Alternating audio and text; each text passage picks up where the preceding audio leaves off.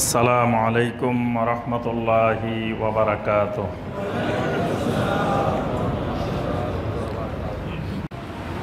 দুই নম্বর ইমান ভঙ্গের কারণ, আমার মাঝে আল্লাহর মাঝে মাঝখানে কাউকে মধ্যস্থতাকারী বানিয়ে নেওয়া। মধ্যস্থতাকারী বানিয়ে নিয়ে ইয়াদউহুম, আল্লাহর কাছে দোয়া না করি, ওই মাঝখানে যারে রাখলাম তার কাছে দোয়া করলাম, মাঝখানে যাকে রাখলাম তার কাছে শাফাআত চাইলাম, মাঝখানে যাকে রাখলাম তার কাছে তাওয়াক্কুল করলাম তার উপরে, বাস ঈমান ভেঙে গেছে। এবার কথাটা বুঝাইতে পারছি, এটা ঈমান ভঙ্গের গুরুত্বপূর্ণ একটা কারণ, এবং বাংলাদেশের লক্ষ লক্ষ নয় কোটি কোটি ভাই বোনের ঈমান ভেঙে গেছে এই রুলস অনুযায়ী। আল্লাহ এবং বান্দার মাঝখানে একজনকে মধ্যস্থতাকারী বানান। কেন মধ্যস্থতাকারী বানাবে? কয়েক কারণে মধ্যস্থতাকারী বানায়। এক কারণ হলো আল্লাহর কাছে পৌঁছতে হলে, আল্লাহর নিকটে পৌঁছতে হলে আমি পারবো না, আমি একজন সাধারণ মানুষ, আমি চাইলেও আল্লাহর কাছে পৌঁছতে পারবো না, কারণ আমি একজন আদনা মানুষ, ফকির মানুষ, গরিব মানুষ, সাধারণ মানুষ। আমি আল্লাহর কাছে গেলে আল্লাহ তো আমার চিনবেই না, নাউজুবিল্লাহ। এই জন্য একজন পাওয়ারফুল শক্তিশালী ট্রেনের ইঞ্জিনের সাথে লাগাইতে হবে।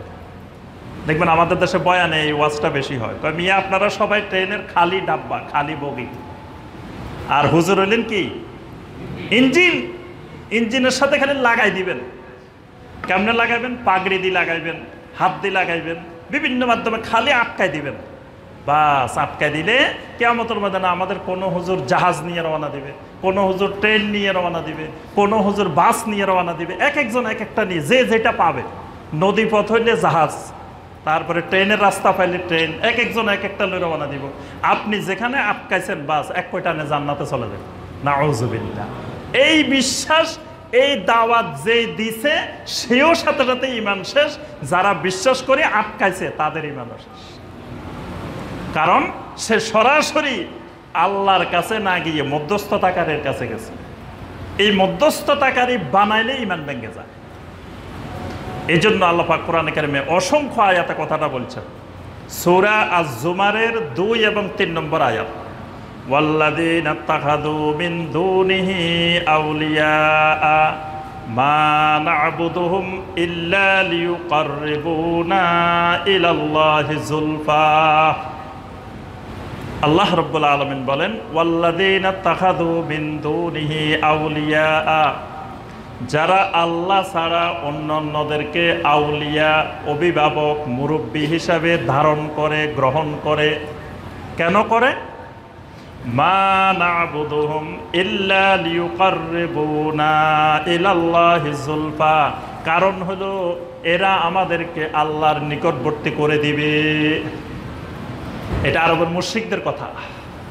মুশরিকদেরকে বলতে হয়, মিয়া এই যে এই মধ্যস্থতাকারী বানাইছো, লাত, উজ্জা, হুবল, মানাত, তারপরে এই যে বিভিন্ন অলি আউলিয়া বুজুর্গ, এদেরকে যে মধ্যস্থতাকারী বানাইছো, এরা তো তোমাদের উপকারও করতে পারে না, ক্ষতিও করতে পারে না, তো এদেরকে কেন বানাইছো মাঝখান দিয়ে?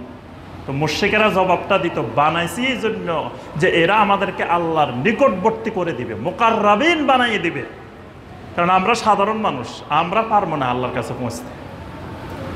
তাহলে আল্লাহর কাছে পৌঁছানোর জন্য মধ্যস্থতাকারী বানানো। তারপরে শাফাআতের জন্য, কিয়ামতের ময়দানে এমনি কেউ জান্নাতে যাবে না, তোমার একজনের সুপারিশ করে নিতে হবে। তাহলে সুপারিশকারী আগে দুনিয়াতে থাকতে ঠিক করে নিতে হইব। সূরা ইউনূসের 18 নম্বর আয়াত, আল্লাহ রাব্বুল আলামিন বলেন, ওয়ায়াবুদুনা মিন দুনিল্লাহি মা লা ইয়াদুররুহুম ওয়া লা ইয়ানফাউহুম ওয়ায়াকুলুনা হাউলাই শুফাআউনা ইনদাল্লাহ। আল্লাহ রাব্বুল আলামিন বলেন, এরা এমন এমন মাবুদদেরকে দর্শছে যারা তাদের উপকারও করতে পারে না, ক্ষতিও করতে পারে না। আর তারা বলে যে এরা উপকার ক্ষতি আমার কিচ্ছু দরকার নাই, আমার আখেরাতে, আমার নিদানকালে, আমার আখেরাতে আমারে বাঁচাইতে পারলেই হবে। দুনিয়াতে কিছু করার দরকার নাই, এরা আমার উপকারও দরকার নাই, ক্ষতিরও দরকার নাই, কিন্তু আমার মৃত্যুকালে এরা আসি আমারে কালেমা শিখিয়ে দিবে।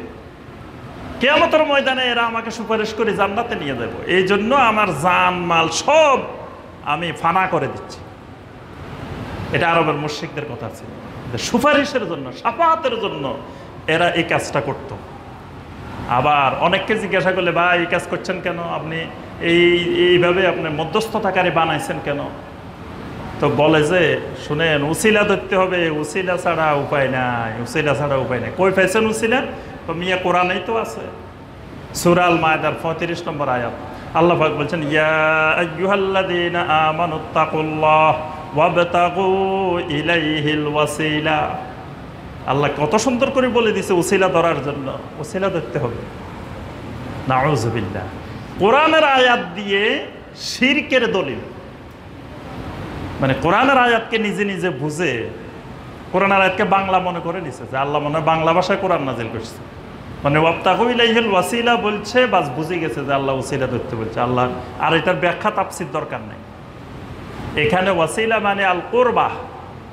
সমস্ত তাফসীরে এই ওয়াবতাগু ইলাইহিল ওয়াসিলার ব্যাখ্যা বলা হয়েছে তাকাররাবু ইলাইহি বিতাআতিহি ওয়াল আমল বিমা ইয়ারদিহি।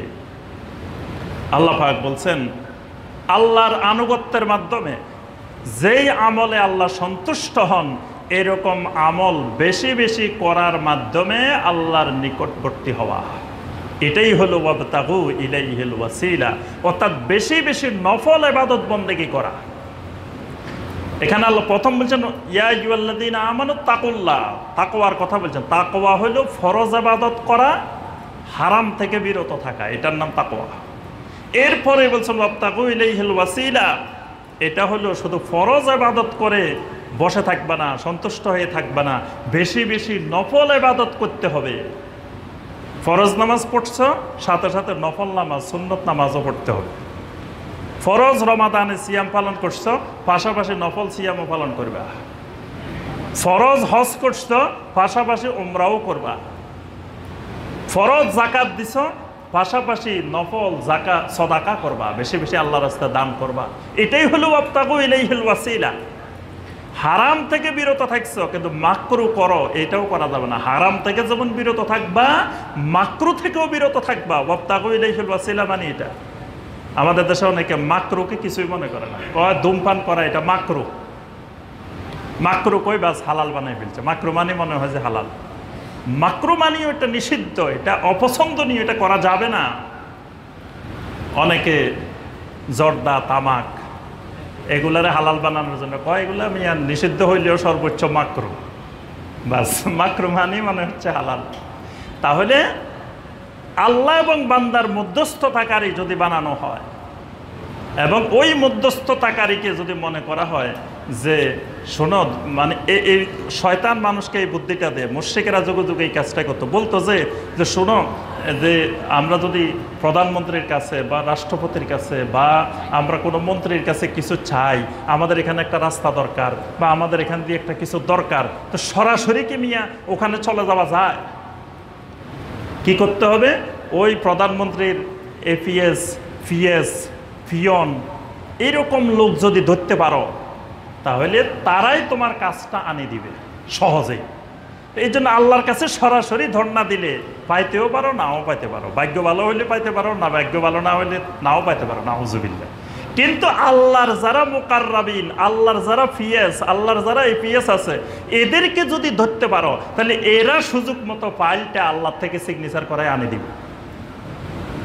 শয়তান যুগে যুগে মুশরিকদেরকে ঈমান হারা করছে এই বুদ্ধিটা দিয়ে, মানে মাখলুকের উপরে আল্লাহকে কেয়াস করা, আল্লাহকে মাখলুকের মতো মনে করা।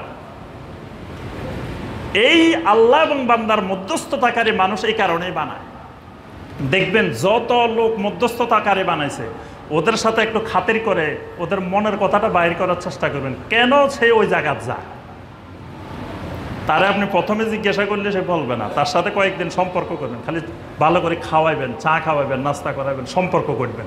ঘড়ি তারপরে বলবেন যে ভাই আপনি প্রতি মাসে মাসে অমুক দরবারে যান কেন, অমুক জায়গায় যান কেন, অমুক জায়গায় যান কেন, কারণটা কি? একদিন দেখবেন তার ভিতরের মনের কথাটা বাইরে আসবে। সে বলবে যে শোনেন, ওই আমি মাঝে মধ্যে বিপদে পড়লে হুজুর আমাকে সাহায্য করে, গায়েবী মদত করে। তারপরে দেখবেন আমি অমুক বিপদে পড়ছিলাম, কোথাও আমি কিছু পাই নাই, অমুক দরবারে অমুক মাজারে অমুক জায়গায় গেছি, আর সাথে সাথে হাসিল হয়ে গেছে। ইমান হারা, মুশরিক, ইমান চলে গেছে। তারপরে কিয়ামতের দিন শুনেন সুপারিশকারী লাগবে।